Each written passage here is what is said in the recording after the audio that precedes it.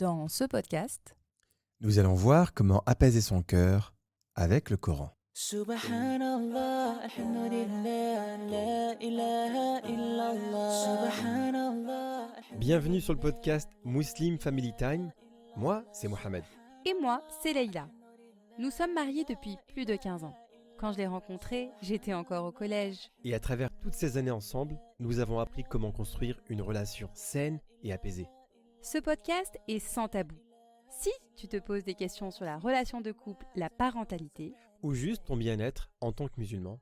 alors ce podcast est vraiment fait pour toi. Que tu sois en voiture, Ou en cuisine, sur ton canapé, on te souhaite de passer un bon moment avec nous. Everything will be okay. So let me hear you say. Salam alaikum wa rahmatullah. Bienvenue dans Muslim Family Time, le podcast des familles et des couples qui s'accordent du temps. Leïla, salam alaikum wa rahmatullah. Alaykoum salam wa rahmatullahi wa barakatuh. Comment tu vas? Ça fait plaisir de te voir déjà. Et ça fait plaisir de commencer un nouveau podcast avec toi en pleine moitié, Leïla, du Ramadan. Exactement. Oui, les 10 dernières nuits approchent et on espère, Inch'Allah, en profiter pleinement. C'est vrai qu'en chaque début de Ramadan, on s'en rend jamais compte et quand on arrive à la moitié, on se dit « Oh, déjà la moitié ?» Oui, c'est vrai. Subhanallah. Et du coup, Leïla, comment s'est passée ta semaine alors? Alhamdoulilah, une très belle semaine. Une très très belle semaine. On essaye de concilier avec le travail, le Ramadan, les enfants. Oui, parce que tu étais en vacances la première semaine de Ramadan. C'est ça. Donc, Et puis, j'ai eu un beau moment cette semaine. Ah oui, c'est vrai? Oui, une collègue m'a offert un livre. Donc, cette collègue, machallah, elle s'est reconvertie le mois dernier. Ouais. Voilà, donc Et de quelle origine? elle est anglaise. Donc, elle s'appelle Whitney, d'ailleurs. Mais elle ne m'écoute pas. Elle ne sait pas que nous, Muslim Whitney, Family. si tu nous écoutes. Voilà, mais Whitney n'écoute pas Muslim Family Time. Elle ne sait pas que ça existe. Et donc, machallah, elle s'est reconvertie le mois dernier. Et cette semaine, elle est venue. Elle m'a offert un livre donc, qui était très joliment emballé. Machallah. Et en fait, quand je l'ai déballé, c'était un livre sur les invocations, subhanallah. Donc, ça m'a vraiment Ouais. énormément touchée, non seulement parce que par son geste, qu'elle ait pensé à moi durant ce mois béni et qu'elle m'ait fait ce petit cadeau, mais en plus que ce soit un livre sur les invocations des pieux prédécesseurs. Et j'y ai vu un signe bah d'Allah, oui. en fait. Ah oui, carrément, subhanallah. Parce que, Tu as écrit un livre sur les invocations pendant le Ramadan. c'est ça. Et toi, en retour, Mm. tu as reçu un livre Oui. sur des invocations, des pieux prédécesseurs, machallah. C'est ça. Ça m'a vraiment émue aux larmes, en Bah, fait. c'est beau, machallah. J'y ai vu un signe d'Allah. Je sais pas, elle aurait pu m'offrir plein de livres et en plus on n'en avait pas. On n'a jamais vraiment discuté de. Religion? Si, on discute de religion parce que elle est reconvertie, elle m'a posé beaucoup de questions. Je lui ai recommandé certains livres, mais elle. Vous n'avez jamais abordé le sujet Des invocations, par des invocations. exemple. Ouais, Subhanallah. on n'a pas parlé de ce sujet-là et donc j'étais vraiment surprise. J'y ai vu un signe d'Allah, vraiment. Après, est-ce qu'il est positif ou pas, je ne sais pas. Mais en tout non, cas, je pense que c'est positif, subhanallah. C'est déjà, tout comme toi, tu as voulu transmettre des invocations, tu as voulu partager un livre avec nos auditeurs sur comment faire des invocations durant le mois du Ramadan, et ben, subhanallah, tu reçois en retour un autre livre sur le même thème. Donc c'est vraiment magnifique. C'est une très belle histoire. Oui, alhamdoulilah. Ça voudrait dire que l'année prochaine, le livre va être encore plus complet. Exactement, s'il ressort, ouais, Inch'Allah. De toute façon, il y aura toujours des zones d'amélioration. Donc, Ça nous a fait plaisir déjà d'une de voir que beaucoup de personnes l'ont téléchargé. Déjà, on voudrait vous remercier pour ça. Et de deux, on a vu pas mal de gens l'imprimer. Oui. Tu vois? C'est ça. Beaucoup de personnes, machallah, qui l'ont imprimé. Ça fait plaisir de voir que les gens l'impriment.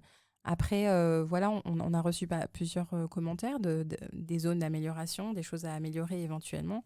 Mais ce que je voulais préciser, parce qu'il y a aussi certaines personnes qui m'ont dit, par exemple, chaque jour, c'est un thème particulier, mais en fait, moi, quand je fais mes douas, j'aborde plein de thèmes. Oui. Évidemment qu'en fait, ce livret, en fait, c'est juste un point de départ. C'est surtout pour vous permettre de vous rendre compte comment on peut s'adresser à Dieu, comment lui parler, comment utiliser des mots, comment lui ouvrir votre cœur tout simplement. Donc on l'a classifié avec un jour par thème, mais évidemment quand vous-même vous invoquez Allah, il y a déjà toute une procédure à faire avant que j'ai citée dans le livre. Donc, il faut déjà demander pardon. Donc, voilà, il faut suivre ce processus. Et puis, évidemment, il faut rajouter d'autres invocations et ne pas se contenter seulement des jours qui sont assignés. Et parce que, voilà, si on devait évidemment aborder tous les thèmes Oui. chaque jour, eh bien, ce livre ferait des tomes et des tomes. Non, mais ça serait bien de faire une rubrique d'invocation par thème. Oui, c'est ça. Ça peut être sympa, tu vois. Mm. Encore une fois, si vous voulez le télécharger, ce n'est pas trop tard. Mm. On vous mettra un lien dans la description, Inch'Allah. Comme ça, vous pouvez vous le procurer, surtout, Leïla, pour les 10 dernières nuits. Oui, Voilà. tout à fait. On va lire maintenant un commentaire qui nous a été envoyé il y a quelques jours par la sœur Sou. Oui, sur Apple Podcast. Elle a réagi par rapport à notre dernier épisode sur la façon de vivre le mois de Ramadan avec nos enfants. Et elle nous dit une idée très intéressante et des conseils généreux. Petit bémol pour l'humour de Mohamed qui casse un peu le rythme de l'épisode. Entre parenthèses, no offense. Voilà, Mohamed. Bon, Ah ça là là, commence. qu'est-ce que tu nous fais? Écoutez, ma sœur Sou, déjà, barakallahu fik pour ton commentaire. Oui. Mais tu n'as encore rien vu. Là, je me retiens, je me contiens. Dans la vie de tous les jours, je casse encore plus le rythme. En fait, c'est un petit peu. Je comprends que tu as parfois. Mohamed peut ne pas faire l'unanimité, évidemment. C'est normal, c'est normal. Moi-même également. On ne fera jamais l'unanimité et c'est pas ce que l'on recherche. Mais c'est vrai que c'est un peu le concept aussi de notre podcast. C'est-à-dire que un contenu sérieux, on peut le trouver un petit peu partout. Et il y a, machallah, de très bons prédicateurs. Il y a, machallah, beaucoup de personnes compétentes et savantes qui peuvent apporter un rythme soutenu d'une traite, on va dire. Mais le concept de notre podcast repose principalement sur le fait que ce soit une discussion, un échange, un quoi. échange, qu'il y ait évidemment des points sur lesquels, des points d'apprentissage, des points éducatifs, évidemment, mais le format est fait de façon à ce que ce soit un échange, que Mohamed apporte sa touche. Et Oui. excusez-nous si c'est Non, mais pas... les gens qui nous écoutent, ils savent un petit peu ce que tu endures au quotidien. Oui. Tu vois. Et je vais être très, très sérieux maintenant. Voilà. Fini les blagues. Je vais laisser ça là non. Oula, non. Ah si, je suis pas drôle. Ah si, tu es drôle. Oui. Tu vois. Merci. Elle nous fait des actions, Leïla, parfois, mais elle sort d'une autre planète. Voilà. Ça vient d'ailleurs. Mais alhamdoulilah. En tout cas, Allez. voilà, la famille, n'hésitez pas à nous envoyer aussi des commentaires sur Apple Podcast. Dites-nous ce que vous en pensez. Et Inch'Allah, on essaye de s'améliorer avec vous. C'est ça aussi, Leïla, le but du podcast. C'est de pouvoir toujours essayer de faire mieux que la fois précédente. Exactement. Très bien. Alors Leïla, le thème d'aujourd'hui, c'est un thème très particulier. Nous avons aussi un invité en fin de podcast. Tout à fait. Je ne me voyais pas aborder les thématiques du Ramadan sans aborder la thématique du Coran. C'est vrai. Et il est essentiel aujourd'hui, surtout en ce mois béni.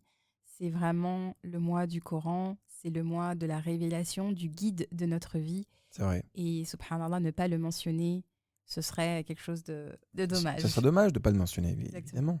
D'ailleurs, Allah il le dit dans le Coran, dans la sourate Al-Baqarah, le verset 185, le mois de Ramadan au cours duquel le Coran a été descendu. C'est un mois qui donc a connu la révélation. Certes, nous l'avons fait descendre durant la nuit grandiose, Laylatul Qadr. Donc en fait, quand Allah parle du mois de Ramadan, il l'associe directement au Coran. Et vraiment, les compagnons, à travers l'enseignement du prophète sallallahu alayhi wa sallam, ont compris. Ils ont vu l'importance de ce mois béni. Et donc, il faut vraiment garder à l'esprit que le mois de Ramadan, c'est le mois du Coran. Et le musulman, durant ce mois, doit programmer sa journée en fonction de cet acte d'adoration. Il doit pouvoir prendre le temps dans sa journée de le méditer, de l'apprendre, de l'appliquer dans son quotidien.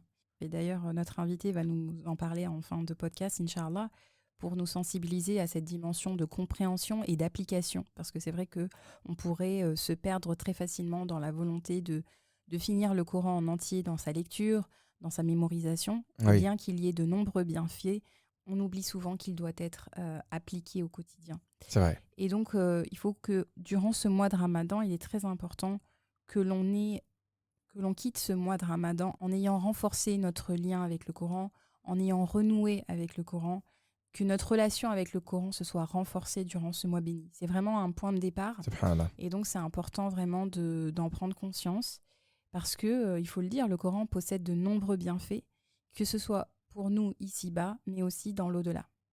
Le Coran doit être un guide pour nous. Comme on le disait, il agit non seulement pour notre vie d'ici-bas, mais il a un impact pour notre au-delà. Pourquoi tu as choisi le thème ou le titre de comment apaiser son cœur avec le Coran? Alors, comme on expliquait, en fait, le Coran, il a plusieurs bienfaits, que l'on va mentionner d'ailleurs aujourd'hui, les bienfaits du Coran dans l'au-delà, mais aussi les bienfaits que le Coran a aujourd'hui dans notre vie. Et en fait, l'apaisement du cœur, as-sakina en arabe, est un état auquel en fait tout le monde recherche Bien sûr. cet état d'apaisement. Et c'est une sensation en fait subhanallah, magnifique puisqu'elle te permet d'oublier tes soucis, elle te permet en fait de voir le monde autrement, elle te permet d'avoir un sentiment de réconfort en fait, et cette sensation de lourdeur que l'on peut avoir avec les difficultés du quotidien, les épreuves, les soucis. Et bien en fait, avec la lecture du Coran, subhanallah, eh bien on en ressort plus léger par C'est rapport vrai. à ces soucis-là. On est plus confiant, on aborde les choses de manière beaucoup plus positive Et sereine. et sereine surtout, subhanallah. Donc c'est vrai que le côté apaisement, il a tout son sens. Tout à fait. Aussi, pourquoi j'ai abordé ce thème-là, c'est parce que souvent, aujourd'hui, la tendance actuelle, c'est que on cherche un apaisement ailleurs que dans notre religion. Et l'être humain, il est tourmenté. En fait, on a tous été à un moment donné dans notre vie tourmentés. C'est vrai. Et on a tendance à le chercher. On va aller voir peut-être des médecins. Je ne dis pas qu'il ne faut pas y aller au bout d'un moment, évidemment. On va aller chercher des thérapeutes. On va aller... et là encore, bien évidemment, il y a des grands bienfaits dans la thérapie. Et parfois, il faut Parfois, c'est une demander... nécessité. Hein. Exactement, il faut demander de l'aide. Donc évidemment, je ne suis pas en train de dire ça, mais c'est-à-dire que le premier réflexe que l'on a, bien souvent, c'est d'aller trouver des médecines alternatives, d'aller trouver... Et parfois, peut-être que simplement, en commençant déjà à renouer avec le Coran, ça pourrait déjà apaiser un souci auquel vous êtes confronté, en fait, subhanallah. Ou même parfois, on ne va pas forcément chercher ailleurs, on va parfois chercher à s'évader de ces soucis-là à travers le divertissement. C'est vrai. Chercher quelque chose Oui. qui va nous modifier notre état émotionnel, Oui. mais au final, le problème sera toujours là. Exactement. Donc on va chercher à... Ce qui est bien de temps en temps de se changer les idées, j'ai envie de dire. Mais c'est aussi parfois juste mettre la poussière sous le tapis, mais en fait elle est toujours là. Donc, Très belle image, ça montre que tu es quelqu'un qui fait le nettoyage. Donc voilà, en tout cas... Je fais des blagues sous, hein, on essaye. Hein.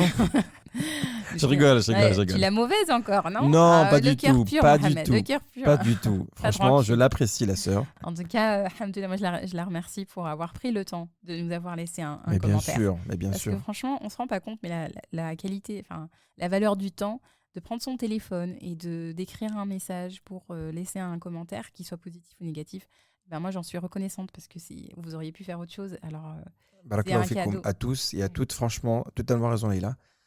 Il faut remercier tout le monde qui participe parce que c'est du temps qu'ils ont accordé Exactement. à Muslim Family Time. Tout à fait. Et donc, Alors, voilà. Leïla, quel est le plan de ce podcast?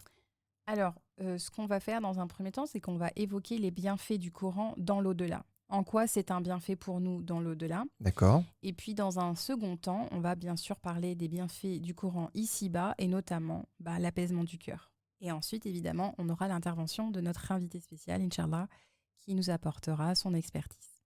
Masha'Allah, très bien. Écoute, commençons par le point numéro 1, les bienfaits du Coran dans l'au-delà. Exactement. Alors, le premier bienfait, c'est que le Coran sera pour nous un intercesseur le jour du jugement dernier, Inch'Allah. Intercesseur, donc tu veux dire que le Coran va intercéder en ta faveur, être ton témoin le jour du jugement. Exactement. Donc, le jour du jugement, on sera seul face à nos actions, Mhm. et en fonction de ce que l'on a accompli, eh bien, il y a des éléments qui vont intervenir en notre faveur auprès d'Allah. Et notamment le Coran.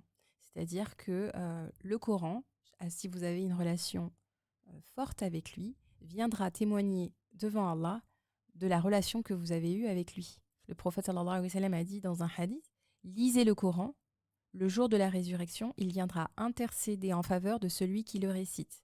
T'imagines si on avait une relation avec le Coran comme la relation qu'on a avec notre téléphone. Il nous suit partout, on ne peut pas le lâcher, on le consulte tout le temps. Si on avait la même relation avec le Coran qu'on a avec le téléphone, franchement, ça changerait beaucoup de choses. Notamment. On apprendrait tous le Coran par cœur déjà là. Tu vois? On le connaîtrait par cœur, on serait déjà, je pense, voilà. En fait, il faut savoir que rien que par la lecture, en fait, la lecture du Coran, elle a un impact sur nous. T'imagines, tu m'appelles à midi, là, comme ça, entre deux classes. Qu'est-ce qu'il y a? Ben, j'ai un gros problème. Qu'est-ce qu'il y a? Ben, j'ai oublié mon Coran à la maison. Oh non, sérieux? Parce que vrai, maintenant, ça. j'ai plus de batterie, j'ai laissé à la maison. Tu vois? Ouais, non, on n'en est pas là, vraiment. En tout cas, voilà, donc le Coran viendra témoigner pour vous. Vous avez un lien fort avec lui. Le prophète sallallahu alayhi wa sallam a dit: le jeûne et le Coran intercéderont pour le serviteur le jour du jugement. Le jeûne dira: Seigneur, je l'ai empêché de manger et d'assouvir ses envies, donc permets-moi d'intercéder en sa faveur. Et le Coran dira: je l'ai empêché de dormir la nuit, donc permets-moi d'intercéder en sa faveur. Ils intercéderont alors en sa faveur. Mashallah. Voilà, donc Qu'Allah nous permette d'avoir des intercesseurs comme le jeûne et le Coran. Amin ya Rab. Et surtout, là, dans ce hadith, il en ressort que c'est la lecture du Coran la nuit, en plus. Donc vraiment, parce que le Coran dit: je l'ai empêché de dormir la nuit. Donc c'est que la nuit, vous avez veillé à travers la lecture du Coran ou aussi à travers la prière. Le point numéro 2, la relation de proximité avec Allah. Exactement. Il faut savoir que celui qui lit le Coran, qui a une relation de proximité avec le Coran, il fait partie des amis d'Allah et de ses élus. Subhanallah. D'ailleurs, dans un hadith du prophète sallallahu alayhi wa sallam, il dit: les adeptes du Coran sont les élus de Dieu et ses amis privilégiés. Ah ouais. Imaginez ce mérite, en fait, ce privilège. C'est-à-dire que vraiment, on est proche d'Allah, qu'on est parmi ses bien-aimés. C'est ce qu'on recherche. Notre but ici-bas, c'est de rechercher la satisfaction d'Allah. Que ce soit dans l'étude du Coran, que ce soit dans l'enseignement du Coran, que ce soit dans sa lecture, dans sa relation de proximité, dites-vous que Allah, il est votre... Enfin, je ne sais pas si vous vous rendez compte. En fait, c'est comme si tu disais qu'Allah il t'avait choisi. Exactement. Et il t'a choisi pour être parmi ses amis. Un ami, c'est une personne qui est toujours là pour vous, qui est là pour vous soutenir, qui est là pour vous écouter. Donc voilà ce que c'est un ami. Troisième point, Laïla, la lecture du Coran nous élève en degré. La lecture du Coran nous élève en degré le jour de la résurrection. Le prophète sallallahu alayhi wa sallam a dit: grâce à ce livre, Dieu élèvera des gens et en abaissera d'autres. Ah oui, d'accord. Exactement. D'ailleurs, il y a aussi un autre hadith où le prophète sallallahu alayhi wa sallam a dit: on dira le jour de la résurrection à celui qui récitait le Coran: récite et monte comme tu récitais en psalmodiant dans le bas monde, car ta place sera là où tu réciteras le dernier verset que tu connaisses.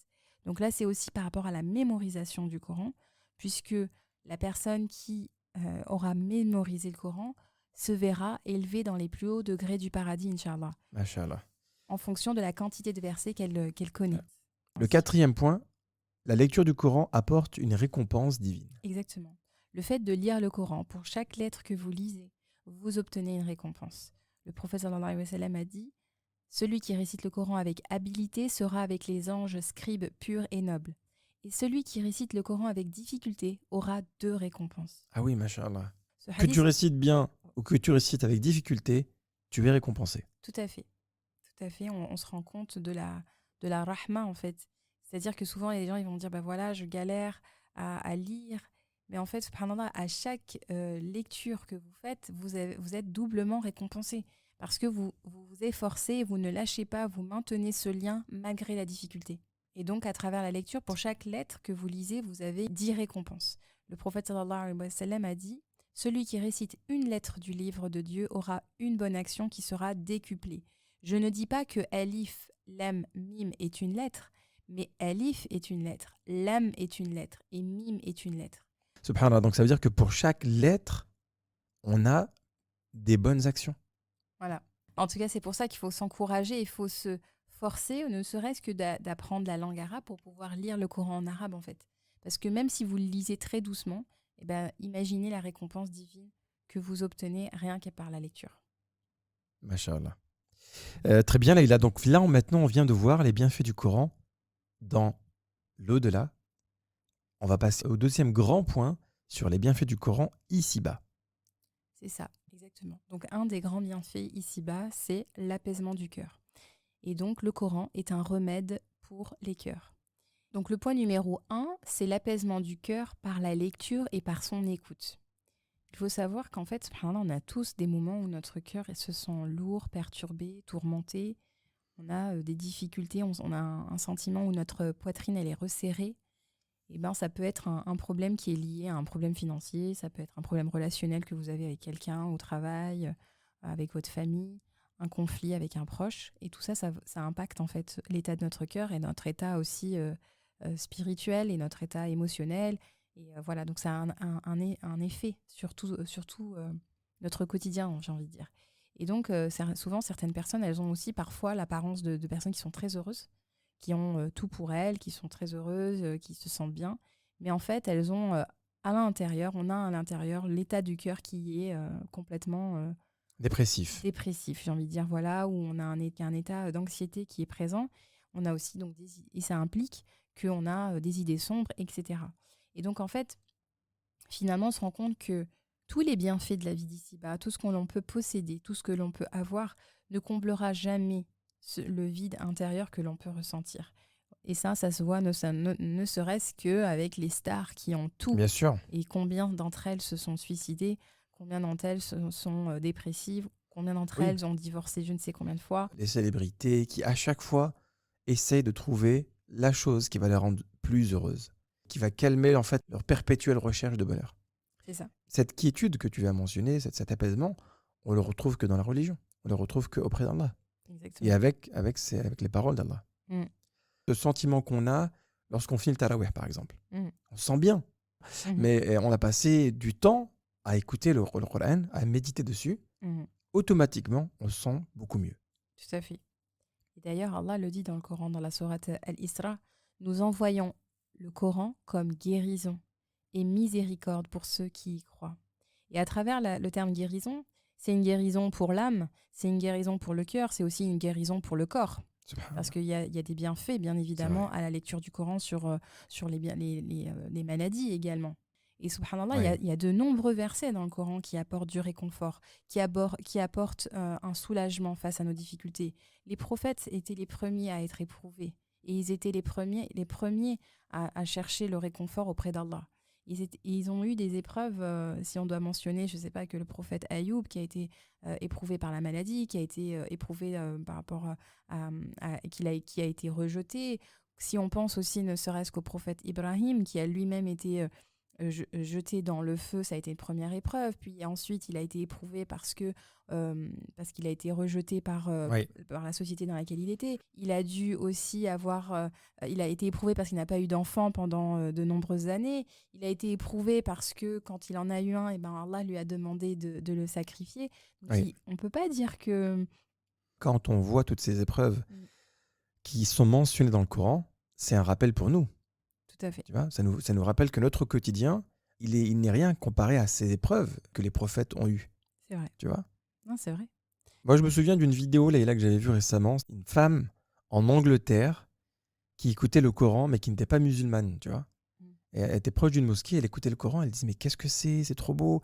Elle-même, elle avait pleuré, et les frères qui étaient autour d'elle en Angleterre qui lui disaient « Mais pourquoi vous pleurez ?» Elle disait « Mais je me sens trop bien, je me sens apaisée, etc. » Elle ne savait pas ce que c'était. Elle ne savait pas que c'était le Coran, tu vois.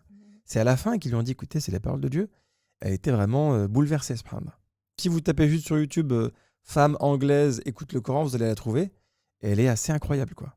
C'est vrai, subhanallah. D'ailleurs, le prophète sallallahu alayhi wa sallam a dit dans un hadith qu'il avait l'habitude de faire cette dua où il demandait à Allah « Fais du Coran le ressort de mon cœur, la lumière de ma poitrine, le dissolvant de ma peine et le dissolvant de mes soucis. » Machallah. Subhanallah. Donc vraiment, le Coran, c'est une très très belle invocation. Cette quiétude, comme tu disais, elle passe par la foi, elle passe par la proximité avec Allah, elle passe par la présence avec Allah. Dites-vous que le Coran, Allah est avec vous, il s'adresse à vous.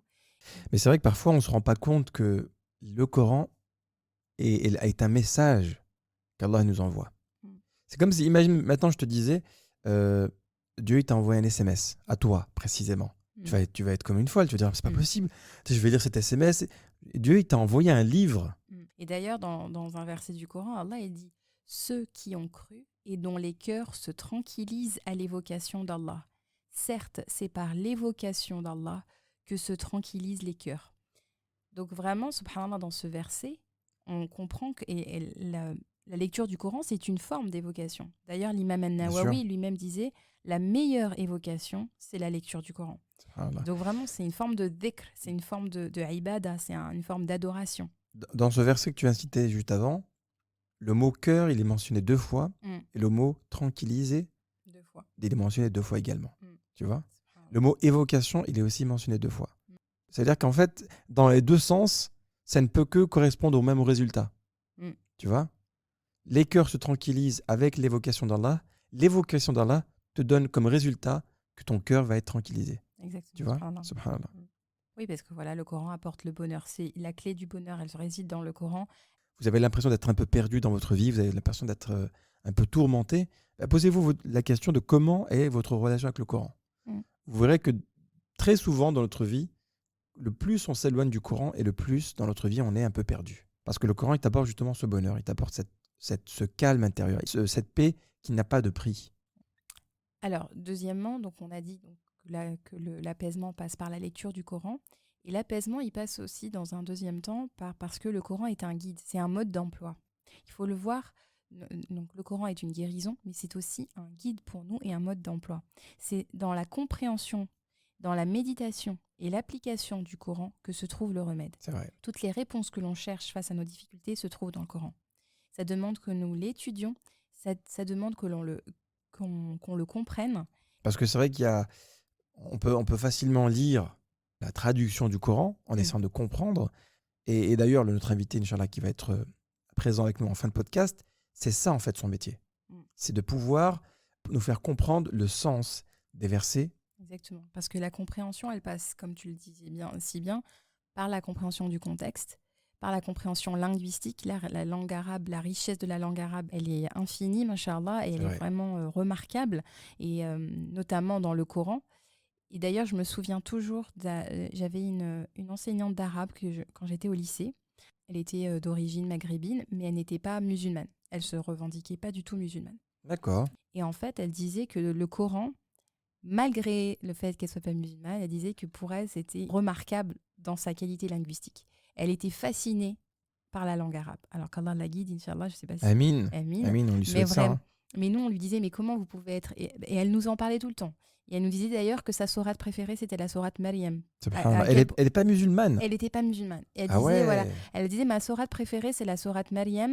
Mais elle était fascinée par la poésie. Et elle disait, voilà, ça rime énormément. Enfin, elle disait, c'est impressionnant, les mots, etc. Et je me dis qu'à force, peut-être, Allahu Alam, mais avec le fait de l'étudier, d'étudier la langue, et ben, Inch'Allah, ça puisse toucher son cœur. Amin, amin, c'est tout ce qu'on lui souhaite. Comme on a dit dans le premier point, l'apaisement passe par la lecture du Coran. L'apaisement est contribué parce que c'est un guide, c'est un mode d'emploi pour nous. On sait où aller grâce au Coran. Et aussi, l'apaisement, il passe parce que le Coran, pour nous, dans un troisième temps, c'est un apaisement parce qu'il nous rapproche d'Allah. Comme on l'a dit, en proximité, en fait, le Coran, c'est un moyen de communication avec Allah. Dans le Coran, on y trouve, par exemple, les invocations que les prophètes ont eues avec Allah. Comment ils se sont adressés à lui. Comment ils ont parlé avec Allah. Exactement, comment ils ont parlé avec lui. Et donc, comme on a dit plus haut, en fait, le Coran, c'est les personnes qui ont un lien de proximité avec le Coran font partie des amis d'Allah.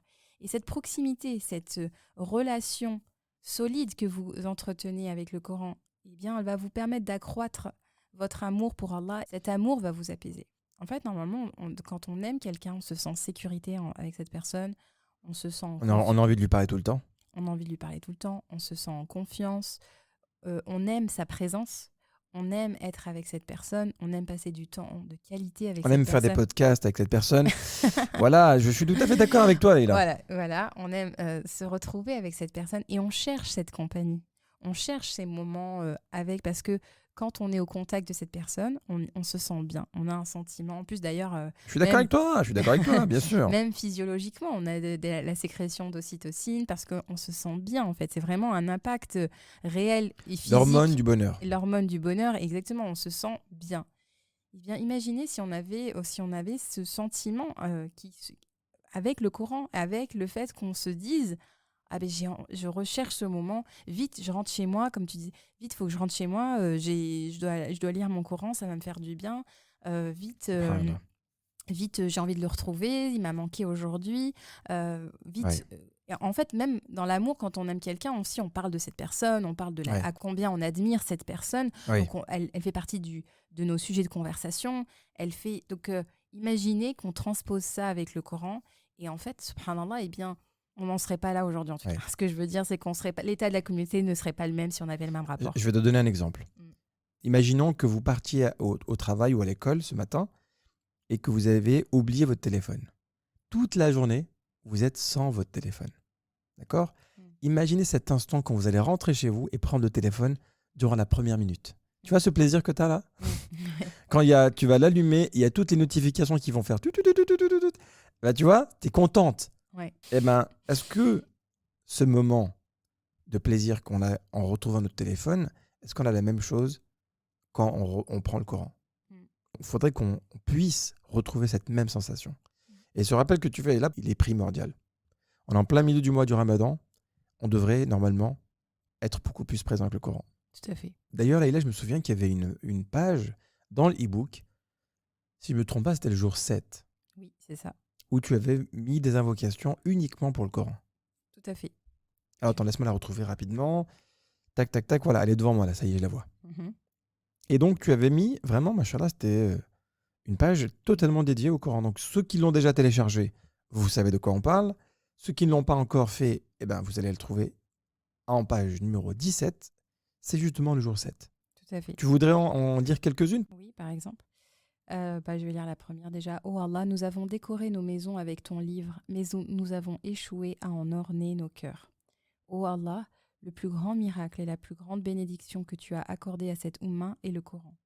Oh Allah, tu as fait descendre le Coran comme une guérison et une miséricorde pour l'humanité, et je recherche l'apaisement, la guérison et la guidance dans d'autres voies. Oh Allah, guide-moi vers la source authentique de la guidance, le Coran. Et oh Allah, mon cœur se sent lourd par les peines de ce monde, mes chemins sont obscurs, bénis-moi avec la lumière de tes paroles. Oh Allah, bénis-moi avec la capacité de lire, d'aimer, de réciter, de mémoriser et surtout de méditer, contempler et mettre en pratique le Coran. Machallah.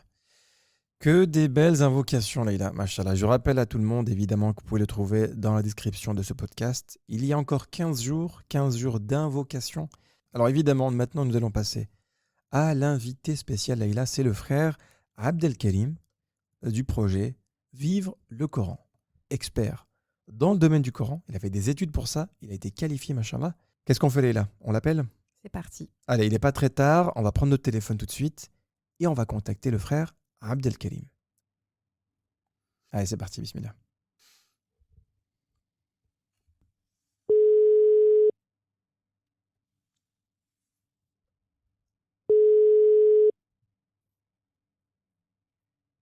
Allô. Allô, salam alaikum wa rahmatullah. Wa alaykum salam wa rahmatullahi wa barakatuh. Salam alaikum.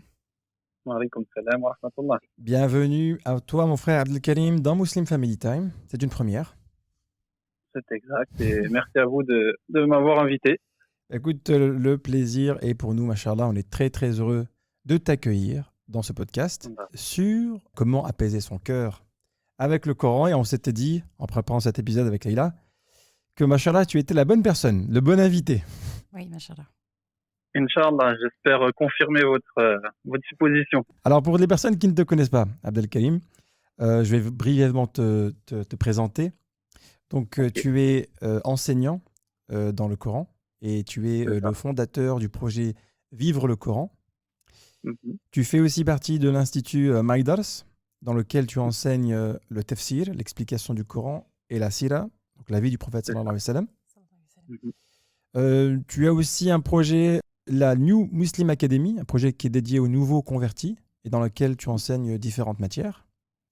Exactement. J'essaie de voir si tous les points sont corrects. Ouais, c'est ça. En fait, pour la New Muslim Academy, ouais, c'est des interventions ponctuelles. Hein. C'est pas. D'accord. Machallah. Je participe en tant qu'enseignant, mais c'est pas mon projet. D'accord, machallah. Mais évidemment, je pense que tout le monde te connaît pour le projet Vive le Coran. Alors pour moi, c'est un projet qui est assez particulier. Je pense que Leïla, elle peut le décrire brièvement. Oui, alors le projet Vive le Coran, c'est une méthodologie d'apprentissage du Coran qui est basée notamment sur sa compréhension, sa méditation et la mise en pratique. Et Oui. il me semble que vous avez sorti un ouvrage qu'on n'a pas encore eu la chance de lire. Est-ce qu'il parle de cette méthodologie d'ailleurs? C'est ça. En effet, donc le projet Vivre le Coran, c'est vraiment revenir à la méthodologie prophétique dans l'apprentissage et l'enseignement du Coran. Et donc la méthodologie prophétique, comme vous l'avez dit, c'est de se concentrer, enfin de prioriser les sens du Coran, donc la compréhension, la méditation et la mise en pratique. C'est ce que j'explique en fait dans mon livre. Oui, J'expliquerai peut-être un peu après quand je parlerai de mon parcours, mais à un moment où j'ai dû revenir à cette question, comment le Coran était enseigné et transmis à l'époque du prophète sallallahu alayhi wa sallam. sallallahu alayhi wa sallam. Donc, dans le livre, c'est la réponse à cette question. Nous, on avait une question justement qui est un peu le titre et le thème de ce podcast, c'est comment apaiser son cœur avec les paroles d'Allah, avec le Coran. On est dans le mois du Ramadan et tu es, machallah, quelqu'un qui a une expertise dans le Coran. Quelle serait selon toi cette réponse? Alors, c'est une question très générale Mhm. et sur laquelle on peut faire des heures de cours. Mais déjà, je retiens un point important dans la question et que beaucoup d'entre nous avons oublié, c'est comment apaiser nos cœurs par le Coran. Donc, dans la question, on voit le mot cœur. Et il faut rappeler que l'objectif de la révélation du Coran, c'est les cœurs. Dans notre relation que la majorité d'entre nous on a avec le Coran, on se concentre sur notre esprit. C'est On vrai. va lire le Coran, on va essayer même pour aller plus loin, on va essayer de le comprendre avec le tafsir, par exemple. Mais rares sont ceux qui, justement, vont faire le travail et aller jusqu'au cœur. Après, on peut me poser la question, comment on peut, justement, atteindre les cœurs avec le Coran? Et pour ça, il y a un outil qui est extraordinaire qui s'appelle la méditation du Coran, Tadabbur du Coran. Et c'est cet outil, en fait, qui va mettre en action nos cœurs pour que les paroles d'Allah subhanahu wa ta'ala pénètrent nos cœurs et changent notre comportement, que la parole d'Allah, elle ait un effet sur nos cœurs. Juste pour prouver, parce que certains ils peuvent dire d'où on déduit que l'objectif du Coran, c'est les cœurs. Allah subhanahu wa ta'ala, il nous dit dans le Coran, il nous dit nazala bihi ruhul amin ala qalbika litakuna min al-munzirin. Donc il dit au prophète sallallahu alayhi wa sallam, l'ange Jibril, il est descendu avec le Coran sur ton cœur. Donc ce qui était visé, c'était le cœur du prophète sallallahu alayhi wa sallam, pour que tu deviennes un avertisseur. Dans un autre verset, Allah subhanahu wa ta'ala, il dit afala yatadabbaruna al-Qur'an am ala qulubin aqfaluha. Ne médite-t-il pas sur le Coran ou y a-t-il des cadenas sur leur cœur? Donc dans ce verset-là, on voit que l'objectif du Coran, c'est le cœur et que la méditation est un travail du cœur. Et une fois que le Coran a pénétré le cœur, c'est là qu'on va pouvoir avoir ce qu'on appelle al-basira, la vision du cœur, celle qui va nous donner la capacité de distinguer entre le vrai et le faux, entre le bien et le mal, et qui va nous servir de guider dans cette vie qui est pleine d'embûches. Et dernier point en ce qui concerne les cœurs, le cœur, il marche avec l'amour en fait. Et donc, ce qui est voulu par la révélation du Coran et par la relation que l'on doit avoir avec le Coran, c'est une relation d'amour. Et c'est la première chose qu'il faut nous inculquer à nous-mêmes, et il n'est jamais trop tard, et inculquer à nos enfants, c'est planter la graine de l'amour du Coran dans leur cœur. Parce qu'un enfant qui a l'amour pour le Coran, il ne le quittera jamais.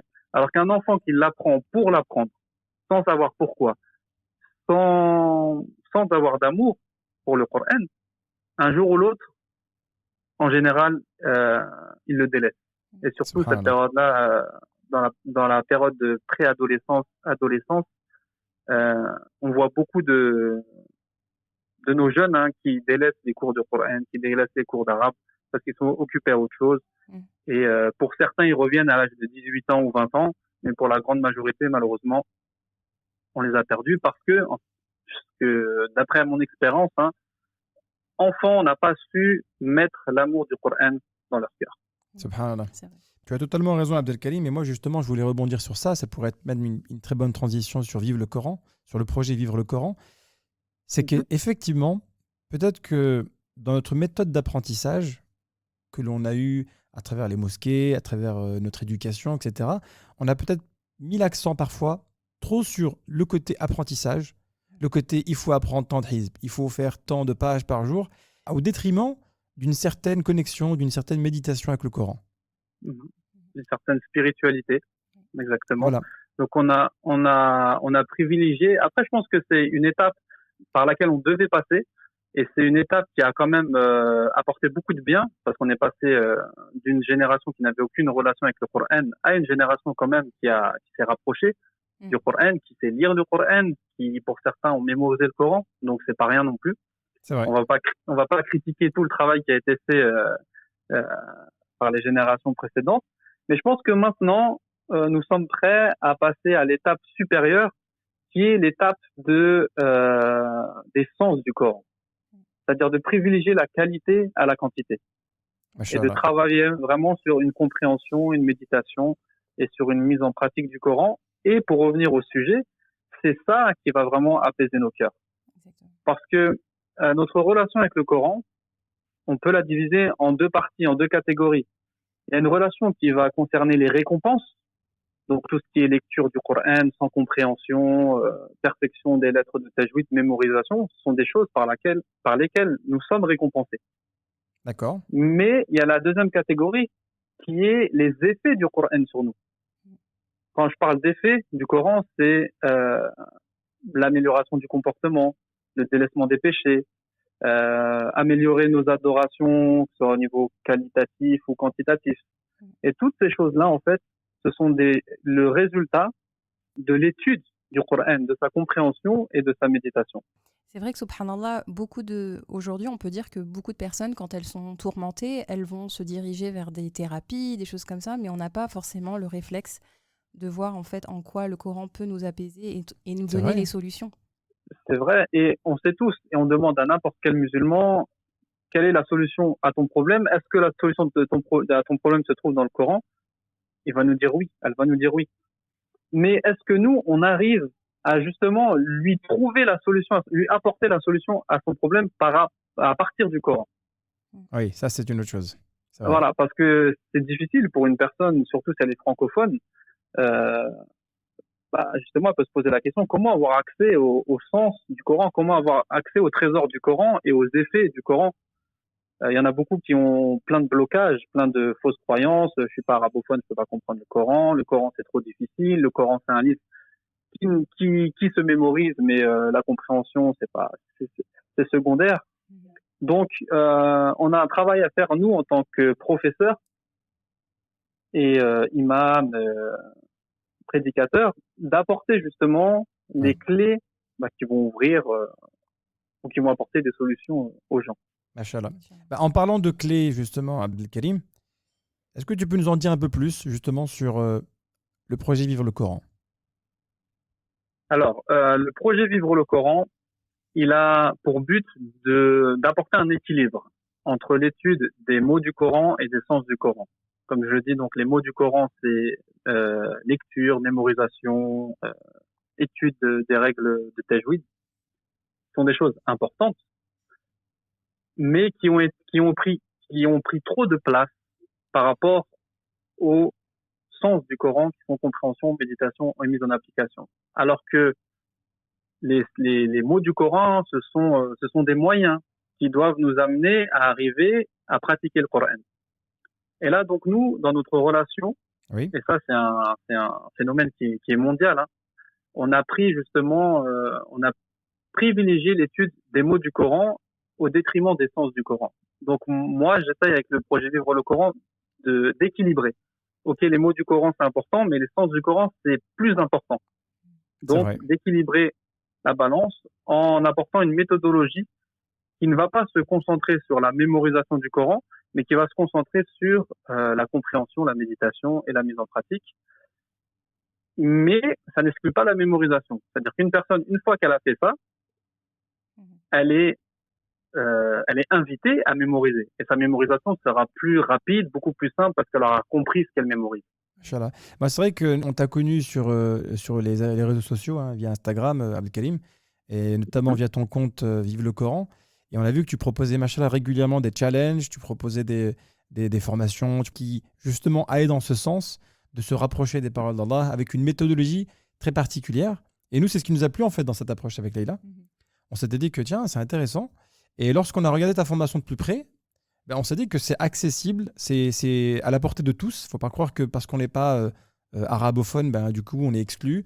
Parce qu'il y a beaucoup de gens aussi, malheureusement, qui ont ce blocage en se disant, voilà, comme tu as dit, je ne suis pas arabophone, je ne sais pas parler arabe. Ben, pour moi, le Coran, ça va être juste de le lire uniquement en français. Tu vois ? Et donc, ta méthode, elle a ce souci de pouvoir être inclusive et à la portée de tous. C'est exact. En fait, ce projet-là, il est vraiment dédié aux francophones. Donc c'est Ah oui, d'accord. Oui. voilà, c'est vraiment un projet pour les francophones. Bien sûr, les arabophones, ils profitent, mais quand je m'adresse aux francophones, je m'adresse à ceux qui, même aux débutants, qui n'ont pas spécialement une relation forte avec le Coran, une relation quotidienne, mais ça n'exclut pas les autres.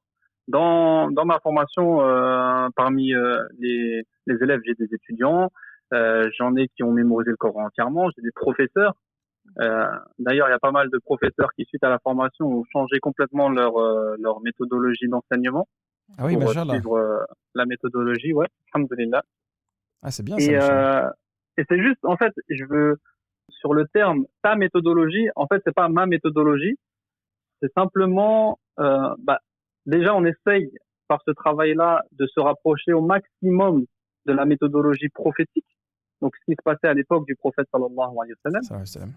Donc, c'est plutôt un retour, même si on n'arrivera pas à 100% à imiter le prophète sallallahu alayhi wa sallam, mais on essaye de se rapprocher au maximum de la méthodologie prophétique que l'on a déduite à travers les textes, à travers les hadiths, à travers les paroles de compagnons qui nous expliquent les assises coraniques à l'époque du prophète sallallahu alayhi wa sallam. Et vous avez tout ça justement dans le livre Apprendre et enseigner le Coran comme le prophète sallallahu alayhi wa sallam. C'est vraiment le début du projet et ça explique pourquoi on est parti sur cette vision. D'ailleurs, où est-ce qu'on peut trouver votre ouvrage pour nos auditeurs?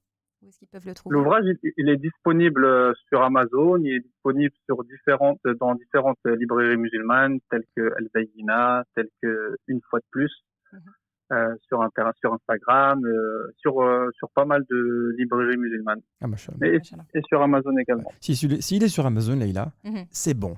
T'inquiète pas. Il est facile à trouver. J'ai hâte de le lire en tout cas. Abdelkarim, juste avant de terminer, parce que ça a l'air intéressant cet échange, est-ce que tu peux juste nous en dire un peu plus sur toi? Parce que peut-être qu'il y a des personnes qui nous écoutent et qui pensent que tu as appris le Coran dès ton plus jeune âge, tu as grandi dans une famille arabophone. Est-ce que tu as un parcours? Je sais que tu as un parcours très particulier, donc c'est pour ça que je me permets de te poser la question. Alors, moi, c'est pas du tout le cas. Donc, je suis pas né ou j'ai pas grandi dans une famille spécialement religieuse. Je suis né dans une famille mixte. Mon père est algérien, ma mère est française, donc de religions différentes. Mon père musulman, ma mère chrétienne. Et donc, on n'a pas eu spécialement une éducation religieuse. Mes parents disaient, si vous avez des questions, on vous répond, mais on attend que vous soyez un peu plus grand pour faire votre propre choix. On va pas vous imposer quelque chose. Petit à petit, je suis passé par les différentes questions que chaque personne se pose un jour ou l'autre dans sa vie, d'où je viens, qu'est-ce que je fais ici et où je vais aller, pourquoi je suis là. Et ça m'a amené à faire des recherches sur les différentes religions et après des lectures, des rencontres, de choisir l'islam. Donc même si mon entourage, on me considère comme un musulman depuis que je suis petit parce que j'ai un père algérien, pour moi j'ai le parcours d'un converti, j'ai le cheminement d'un converti. Subhanallah.